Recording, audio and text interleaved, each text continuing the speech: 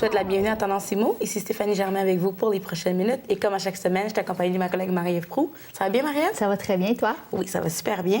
Donc, cette semaine, on parle de cabanon. Oui. Le cabanon qu'avant, on s'en occupait pas trop, mais là, c'est vraiment partie prenante du paysage, du jardin, de la cour même. Là. Oui, puis c'est rendu très facile aussi. De le faire soi-même. Il y a toutes sortes d'options, que ce soit le faire soi-même, d'acheter déjà des kits, où il y a vraiment une foule d'options qui fait en sorte qu'on peut avoir facilement un cabanon dans notre cour.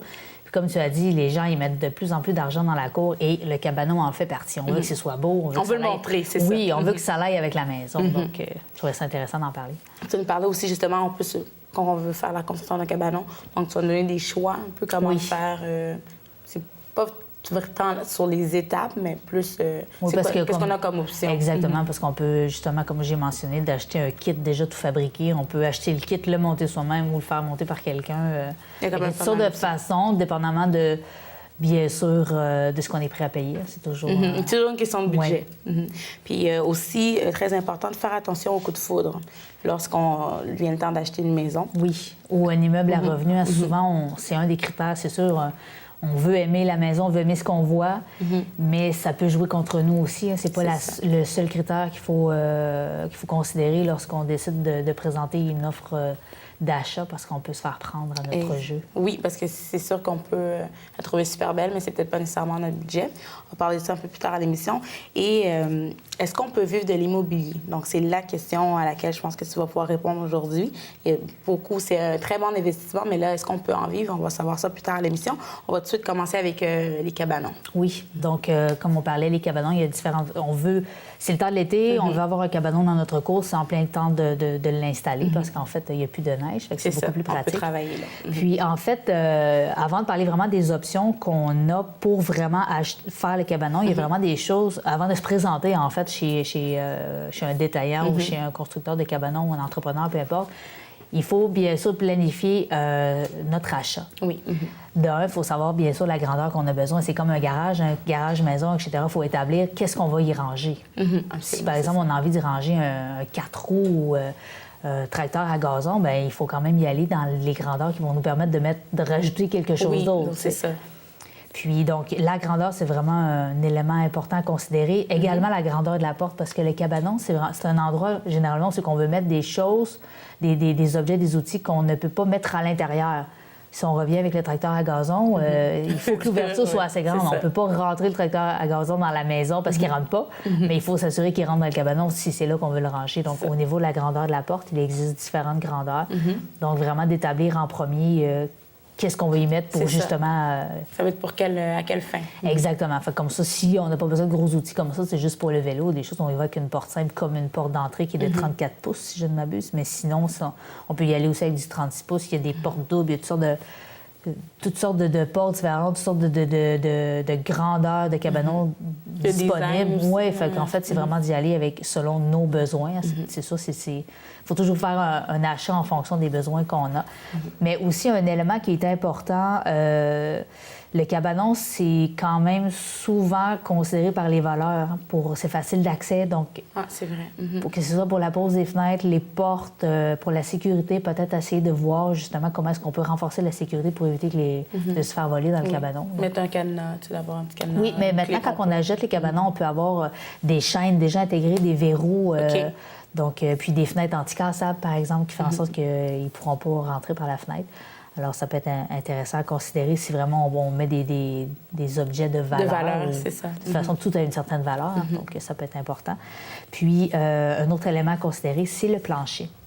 Le cabanon est directement sur le sol. Le sol bouge avec le gel, le dégel, donc un cabanon, ça travaille énormément. Il existe présentement sur le marché des cabanons avec un système de...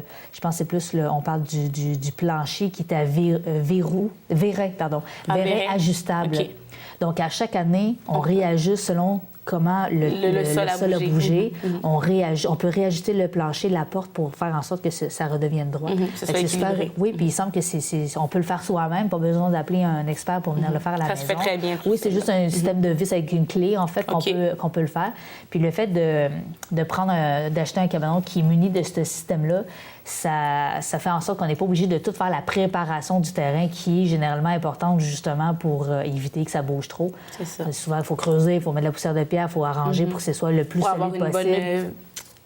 Une bonne base, oui, exactement, mais avec le système de vérin ajustable, il semble qu'on ne soit pas obligé. Exactement, fait qu'on s'épargne du temps, de l'argent, bon, c'est à vérifier. Là. Oui, je ne sais pas ça. si ce type de cabanon-là est peut-être plus dispendieux qu'un cabanon qu'on aurait besoin de faire toute la préparation, mais au bout du compte, c'est de vérifier si ce qu'on a envie s'informer, c'est ça. Exactement. Donc, je trouvais ça intéressant d'en parler. Puis au niveau du revêtement extérieur, bien, c'est sûr qu'encore là, il y a toutes sortes il y a toutes sortes de matériaux qu'on peut avoir. On peut avoir en vinyle, on peut avoir en bois, on peut avoir en aluminium.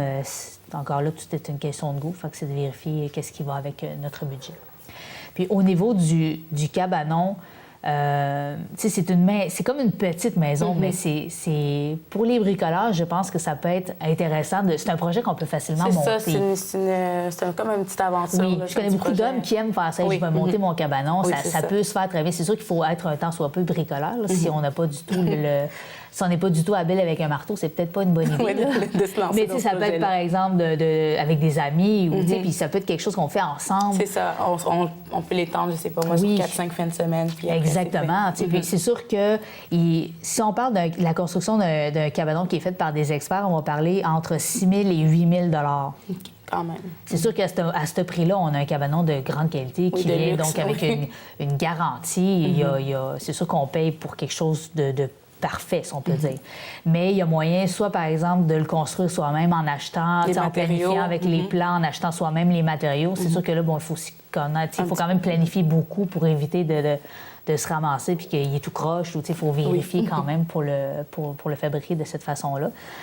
Mais en fait, moi, j'ai parlé avec une personne qui me disait qu'il avait construit lui-même avec un ami sur 2 fins de semaine. Ça lui avait coûté 1 100 $ pour construire un cabanon de 8 pieds par 10 pieds. Avec un ami, une pizza, de la bière, puis on paye son ami en pizza. Exactement. Donc, puis il semblait dire qu'il avait vu le même cabanon pour 3 500 $. Mais c'est ça m'est arrivé de voir des cabanons aussi faits à la maison. Je pense que le résultat est quand même bien. Ça donne un look un peu rétro, vintage. Oui. Si on a des morceaux de bois qui traînaient depuis longtemps, je pense qu'il y a moyen de faire quelque chose avec. Oui, il y a moyen de faire quelque chose de très beau. Mais encore là, c'est sûr que si on n'est pas du tout bricoleur, c'est peut-être pas une bonne idée de se lancer là-dedans, parce que non plus, il ne faut pas que ça devienne une corvée puis un travail comme frustrant. Là, oui, exactement. Mais il existe d'autres choses aussi. Il existe des cabanons qui sont préfabriqués. Ça vient en kit. Donc, tu peux acheter ton kit. Ça vient avec un manuel d'instruction. Tu as toutes tes pièces, tout est là. Fait que tu n'as pas besoin de courir après les matériaux. Puis tu as juste à le monter selon le plan. Un peu comme un meuble Ikea. Oui, exactement. C'est un peu le même principe. Puis tu as quand même le bonheur de le monter toi-même, puis c'est sûr. Ça travaille un peu. Oui, donc c'est sûr que ça doit flatter un peu l'ego de fabriquer. Tu sais, c'est toi qui l'as construit, donc ça peut être intéressant. Même chose, ce type de cabanon-là, tu peux aussi l'acheter en kit, mais qui est monté par les experts, donc les gens chez qui on achète. À ce moment-là, tu payes aussi. Oui, c'est sûr qu'on faut calculer, dans le fond, une couple de centaines de dollars de plus pour le faire monter par des experts. Puis généralement, c'est sûr qu'il y a quand même une garantie qui vient avec l'installation. Oui, c'est ça. Fait ça peut être intéressant aussi. Puis en fait, c'est vraiment justement voir quel est notre budget, qu'est-ce qu'on veut exactement. Si on veut prendre du temps pour le faire ou pas. Oui, exactement. Puis en fait, c'est sûr que souvent, comme par exemple, si on le monte soi-même, si on n'achète pas un cabanon avec les vérins que j'ai parlé tout à l'heure, c'est sûr qu'il faut... L'important, c'est vraiment bien de la préparation du sol. Hein. C'est beau vraiment de monter le cabanon, là, mais il faut aussi... C'est la base, sinon, oui, parce que sinon ça va bouger, ça va devenir tout croche avec le temps, mais on veut jamais faire quelque chose pour leur faire l'année suivante. Hein, donc, c'est important de vérifier tout ça. Puis de voir... Sur Internet, j'ai fouillé un petit peu sur Internet, puis il y a vraiment plein de conseils. Là, plein d'idées aussi, je pense, en regardant ce qui est fait avant. Oui, il y a vraiment plein de gens qui sur Internet, on trouve de tout. Bien, il y a moyen de construire un cabanon avec ce qu'on trouve sur Internet. Oui, c'est ça. Juste de regarder, ça peut nous inspirer. Comme tu disais, des choses qu'on a déjà à la maison, mais on peut aller chercher des pièces en magasin, faire ça. Qu'est-ce qu'on a, on peut mélanger les deux. Même un kit qu'on achète, on peut acheter des tablettes, on peut faire toutes sortes de choses. Puis il y a un élément aussi que je trouve important de mentionner, c'est que les cabanons, avant, on essayait quasiment de les cacher. C'est vrai. Puis de plus en plus, on veut les montrer, on veut mettre ça beau, on fait des mini-répliques de la maison. C'est vraiment comme très agencé, on veut que ce soit beau. Il y a de l'imagination. Oui, puis on prend les mêmes matériaux, donc vraiment, les gens sont prêts à mettre des sous ça va un petit peu avec le cocooning à l'extérieur. Ça fait partie du paysage, là, de la cour. C'est comme une continuité un peu de la maison. Exactement. Puis lorsque j'ai parlé avec Émilie Siretti, qui est la designer de Pimp Mon Garage, puis elle avait vu aussi toutes sortes de cabanons. Vraiment, c'était changé en... Ça reste plus le cabanon où on range les outils de jardinage ou ce genre de trucs qu'on veut pas avoir dans la maison, mais vraiment comme par exemple sur le bord de la piscine, que ça vient, on met une toilette pour se changer. C'est vraiment comme une petite cabane. Un petit appartement, quasiment. Oui, quasiment. C'est qui salle d'eau, vestiaire, avec du rangement. Ils mettent ça bien beau. Il y en a des fois qui vont mettre un spa là-dedans ou qui font ça complètement ouvert. C'est un grand cabanon en ce moment-là. Oui, mais c'était pour expliquer que les possibilités sont infinies. En fait, les gens, ils sont créatifs. Ça dépasse parfois l'imagination. Oui, puis elle disait qu'après, le garage, c'est vraiment rendu dans le cabanon. On avait parlé il y a quelques émissions que le garage, les gens mettent l'argent là. C'est la même chose dans le cabanon. OK. Donc, après le garage, le cabanon. Oui. Donc, on peut trouver toutes sortes d'idées si on veut mettre des thématiques dans notre... Si on est intéressé, en fait, c'est pas tout le monde, là, mais si on veut investir dans notre cabanon, il y a vraiment plein d'idées qu'on peut trouver. Parfait. Merci beaucoup, Marie-Ève. On va maintenant passer au topo de la semaine et on revient tout de suite après.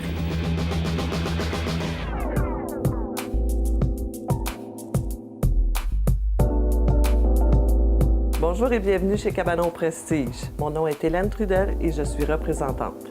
Cabanon Prestige est l'une des distributeurs autorisés de Cabanon Fontaine, manufacturier de cabanons depuis plus de 35 ans et ils sont situés à Saint-Mathieu-de-Belleuil. À Laval, nous possédons l'une des plus grandes salles de montre extérieures pour votre plaisir. Donc, les nouveaux cabanons reflètent les nouvelles tendances du marché et les réalités. Ce qu'il faut comprendre, c'est qu'il y a beaucoup de réglementations en vigueur dans chaque municipalité, que ce soit en grandeur maximum, en hauteur ou les distances aux lignes maximum. Les cours arrière ont beaucoup rapetissé, donc les cabanons aussi, veut pas, ont rapetissé. Donc, les tendances suivent le marché. Le cabanon de coin est un très gros vendeur les dernières années à cause qu'il s'intègre bien dans le coin d'une cour et il est joli. Ce qu'il faut comprendre, c'est qu'en rapetissant l'espace, on a quand même besoin de beaucoup de rangement. Donc, à l'intérieur des cabanons, on s'adapte à cette réalité-là en faisant soit des tablettes murales ou des possibilités de rangement de tablettes dans le toit.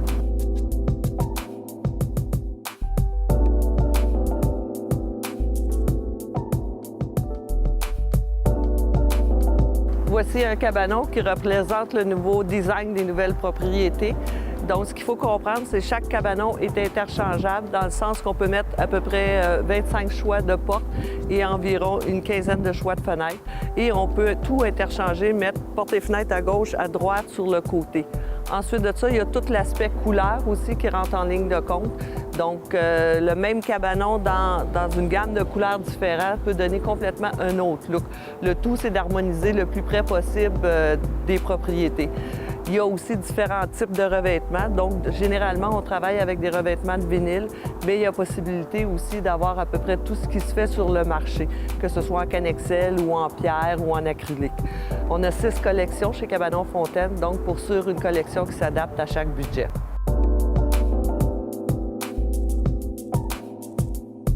Voici un exemple des nouvelles tendances. Revêtement de cannexelle, porte noire, les nouvelles couleurs depuis quelques années, vitrée à grandeur et cadrage noir.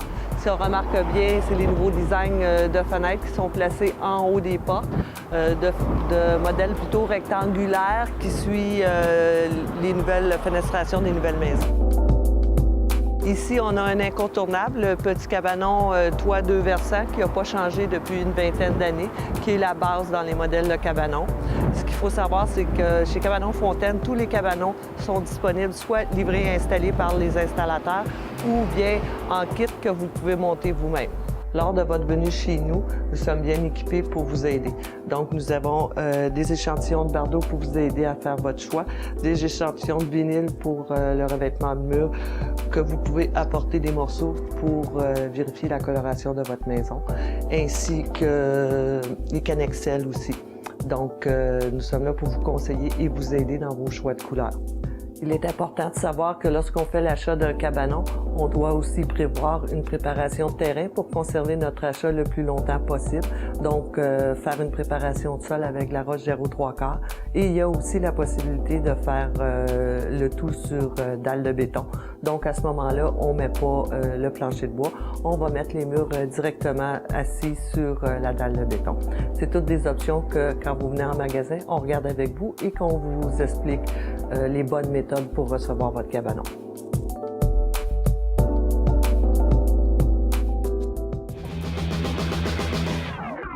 De retour à Tendance IMO, bon, maintenant, Marie-Ève, on va parler de la visite. Lorsqu'on visite une maison, faire attention de ne pas se laisser emporter par le coup de foudre. Oui, parce que souvent, c'est sûr que quand on veut acheter une maison, il faut généralement que le coup d'œil nous plaise. Puis c'est ce qui fait que ça guide beaucoup la décision de gens de faire une offre d'achat sur une maison. C'est quand tu as le gros wow à mesure que tu rentres dans les lieux. Mais en fait, il faut garder la tête froide puis pas se laisser emporter par ça parce que souvent, on peut faire des décisions qui sont pas du tout éclairées, acheter vite, pas vouloir négocier.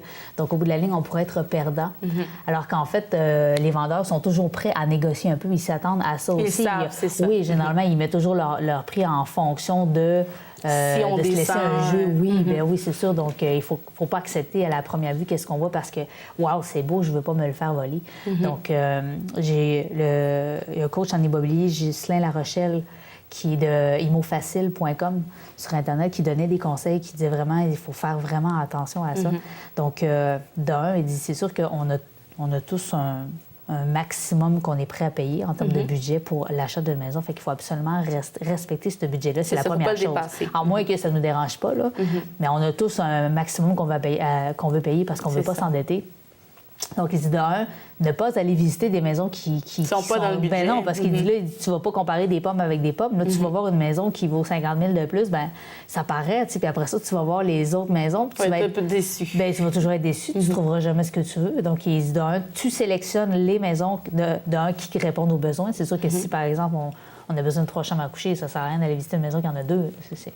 C'est sûr que celle à 2, elle ne convient pas du tout. Même si elle est super jolie, il ne faut pas acheter une maison qui ne répond pas à nos besoins non plus.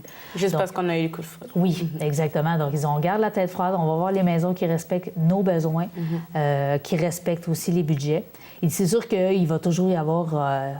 les maisons parfaites, ça n'existe pas vraiment. Non, c'est ça, il y a toujours quelque chose. Il va y avoir des points sur lesquels on va peut-être être obligé de laisser tomber, mais en fait, si on peut déterminer d'avance, comme par exemple, je ne sais pas moi, si...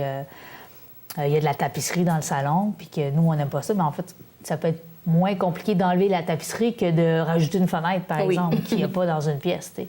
Fait que c'est vraiment important de vérifier tout ça. Puis en fait aussi, il exprimait que des fois, on peut rentrer dans une maison, puis juste la décoration, ça joue pour beaucoup la décoration, mais c'est pas tout le monde qui a, en fond, chacun, les goûts sont dans la nature. Oui, exactement. Donc, c'est beaucoup plus facile de changer une décoration, de repeindre que de je vais tout changer la cuisine. J'aime la maison, mais la cuisine, je l'aime pas. Ça va coûter beaucoup moins cher de repeindre, que ce soit à l'intérieur ou à l'extérieur, que de changer complètement la cuisine. Donc, c'est sûr que si vraiment on attend d'avoir le coup parfait... ça n'arrivera pas. Il faut être prêt à faire des compromis. Oui, exactement. Puis il faut toujours penser qu'il peut y avoir, si c'est la décoration qui nous rebute, bien, ça se change. C'est quelque chose qui est facilement changeable et très peu coûteux comparativement à d'autres rénovations. Donc, il faut quand même garder un œil là-dessus. Ça prend moins de temps aussi là, de peinturer, d'acheter des nouveaux meubles que exactement. D'essayer de garder un œil un peu, de voir quelles sont les possibilités plutôt que de s'arrêter à ils ont mis du vert pomme, par exemple, dans la cuisine, puis j'aime pas le vert pomme. Tu sais, ça change, là, c'est ça. Oui, exactement. Fait qu'on peut essayer de s'imaginer dans un tout autre décor qui peut très bien faire l'affaire parce qu'il disait que ce sont souvent ces maisons-là qui ont le plus de potentiel puis qu'on va payer peut-être moins cher versus une maison qui est complètement parfaite tout de suite, qui semble parfaite parce qu'il dit encore là que les maisons parfaites vont toujours cacher les vices cachés. Oui. Il dit même une maison neuve, des fois, il dit, tu peux avoir des surprises pareilles. Là. Donc, il faut quand même, bien sûr, inspecter la maison, même si elle semble être la maison parfaite. On ne sait pas ce qui se cache dans les murs, on ne sait pas ce qui se cache en dessous du plancher, le toit, etc. Donc, il ne faut pas se laisser emporter par nos émotions parce que l'effet wow, l'effet wow du début là, va nous amener à faire peut-être un coup de tête, puis éventuellement, on risque peut-être d'être... de regretter. De voir des défauts puis qui peuvent nous coûter cher aussi au bout de la ligne. Donc, on fait attention à ça. Ça risque que c'est un investissement qui est très important.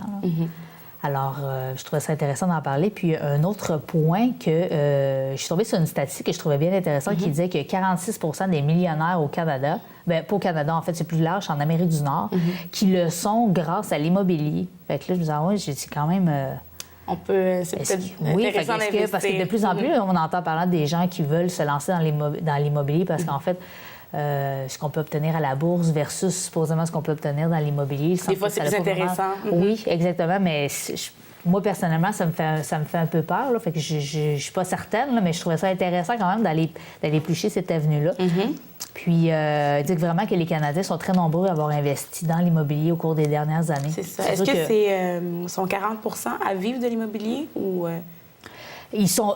Bien, je ne sais pas s'ils font juste ça, mais en fait, il semble que ce qui contribue à leur richesse, c'est vraiment leur investissement dans l'immobilier. Ils ont certainement plusieurs immeubles à revenus, parce que c'est sûr qu'on parle beaucoup plus d'immeubles à revenus dans ce cas-là, et non pas d'acheter plein de maisons puis de les louer. Non, c'est ça. Puis en fait, c'est sûr que avec les faibles taux d'intérêt ont certainement contribué au fait que les gens se sont lancés dans cet investissement-là, parce que plus les taux d'intérêt sont bas... Plus c'est intéressant pour l'acheteur. C'est sûr. Donc, c'est certainement ce qui a contribué un peu au fait que les gens ont investi dans l'immobilier au cours des dernières années. Puis il dit que c'est sûr que... je parle toujours du même coach, M. Larochelle, qui explique que ce qui fait que c'est bon d'investir en immobilier, c'est que d'un, tout le monde, les gens ont toujours besoin d'avoir un loyer. C'est ça, les gens ont besoin de se loger. Oui, ils disent. Puis même si, par exemple, en période de récession, les gens ne sont plus capables de payer leur maison puis qu'ils doivent vendre leur maison, ils doivent se trouver une place pour rester. Ça, donc ils vont aller à loyer. C'est ça. Parce qu'ils n'ont pas les moyens de s'acheter une maison. Donc, il dit l'immobilier, tes loyers, tu vas toujours les louer. C'est sûr et certain. Il n'y aura jamais de période vraiment creuse, même si l'économie ne va pas bien. Donc, c'est sûr que c'est un point qui est quand même intéressant. Oui, parce qu'on sait qu'il va toujours avoir une certaine stabilité, donc c'est intéressant.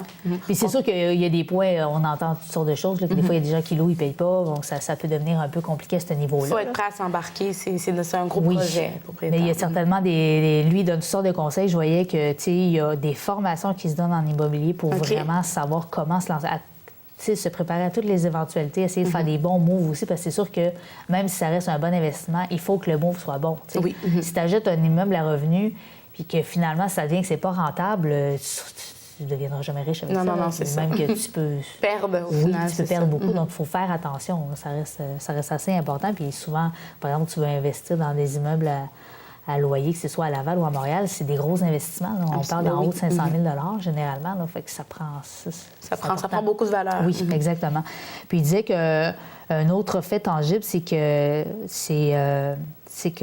d'investir en immobilier, c'est une non-participation à une activité économique. C'est qu'on a vraiment un contrôle sur notre investissement versus que quand tu places ton argent à la bourse... on ne sait jamais. C'est risqué prendre un risque peut-être tandis plus que là, élevé. tu as vraiment le contrôle. Tu vois, tu vois les rentrées d'argent, tu vois ce que tu as payé. Il faut que tu peux plus contrôler ton investissement qui peut être rassurant pour certaines personnes.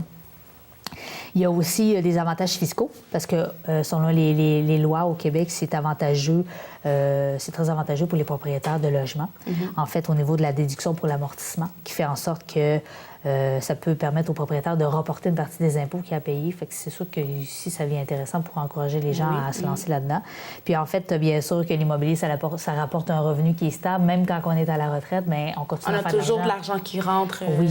Donc, encore là, ça peut être intéressant. Si tu le fais sur une longue période de temps, que rendu à ta retraite, bien en fait, tu as payé, par exemple, tu as payé tes logements, bien en fait, l'argent est directement dans tes poches. C'est ça. Donc, c'est un revenu supplémentaire. Oui. Fait que certainement, les gens peuvent vivre à la retraite de ce revenu-là plutôt que d'avoir pris des REER puis de retirer l'argent du gouvernement. Fait que c'est sûr que ça devient intéressant. Mais c'est sûr aussi que oui, peut-être qu'on va être à la retraite, mais on ne sait jamais. Il y a toujours des bris dans les appartements. Oui, il y a ça aussi, à investir aussi parce qu'on ne sait pas si la salle de bain brise, bien, c'est à nos frais. Donc, en effet. Ben, c'est sûr qu'encore là, il disait vraiment, il faut que tu fasses, faut pas t'acheter n'importe quoi. Faut pas, si je vais investir dans l'immobilier, je vais acheter tout ce que je vois. Faut que ton achat soit une valeur sûre. D'un, il faut qu'il soit rentable. Il faut que ce soit en bon état aussi parce que si tu achètes puis tu as beaucoup de choses à changer, que la façade de l'immeuble est en train de tomber, que les appartements, il faut quasiment tout rénover. Ouais. C'est sûr qu'il faut... Parce que même lui, il expliquait que ça peut être possible que ce soit rentable, même si, par exemple, tu fais affaire avec des prêteurs privés qui te prêtent 100 de la somme pour acheter les logements en revenu et que tu payes des gens pour faire la maintenance des logements. Donc, moi, je pensais pas que ça pouvait vraiment être possible, mais il semble qu'il y a des moyens même en que payant ça puisse un arriver. concierge, quelqu'un Oui, qui va s'occuper. exactement. Fait que les gens qui n'ont pas du tout, qui s'en détachent complètement, c'est à moi, mais je ne veux pas avoir à avoir des téléphones et la plomberie a brisé. Même en payant quelqu'un qui s'occupe de ça, c'est Il semble, ouais, mais moi, j'imagine qu'il faut que tu l'aies vraiment payé pas cher. Là. Oui, non, c'est ça pour pouvoir te permettre de... C'est ça, mais en fait, il semble qu'il dit que c'est possible. Là, je suis un peu sceptique de même, mais il donne plein de formations pour justement aider les gens à se lancer là-dedans, puis il dit vraiment que c'est possible. Alors, si jamais les gens, ça les intéresse, ils peuvent certainement aller voir sur le site imofacile.ca. Imofacile.ca pour s'informer. Puis il donne des formations, donc si les gens sont vraiment déterminés à se lancer, peut-être ça peut être intéressant. Parfait. Bien, c'est un bon investissement. Oui, il semble en tout cas. Oui. Je suis pas sûre que je suis prête à m'y lancer, là, mais... C'est sûr que tu vas y penser. En effet. Donc, Marie-Ève, on va faire un petit retour sur l'émission d'aujourd'hui. Donc, on a parlé de cabanon. Oui. Le cabanon qu'avant on cachait, maintenant on veut vraiment le montrer. Puis il y a toutes sortes de façons de le rénover ou de le créer. Exactement. Il y en a qui sont déjà clés en facile à main. faire. Ça peut être un beau projet de construction si on veut.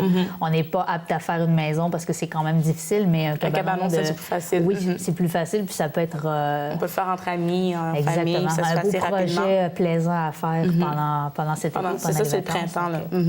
Et on a parlé aussi justement du cabanon. Ça fait partie du paysage. Donc, on peut décorer aussi la façade. Exactement. De plus en plus, on voit que c'est des répliques miniatures de la maison, même avec les tourelles. Il y a vraiment... On peut même mettre un spa à l'intérieur. Donc, exactement. Il y a des possibilités. Ça change un peu sa vocation. Là. Oui.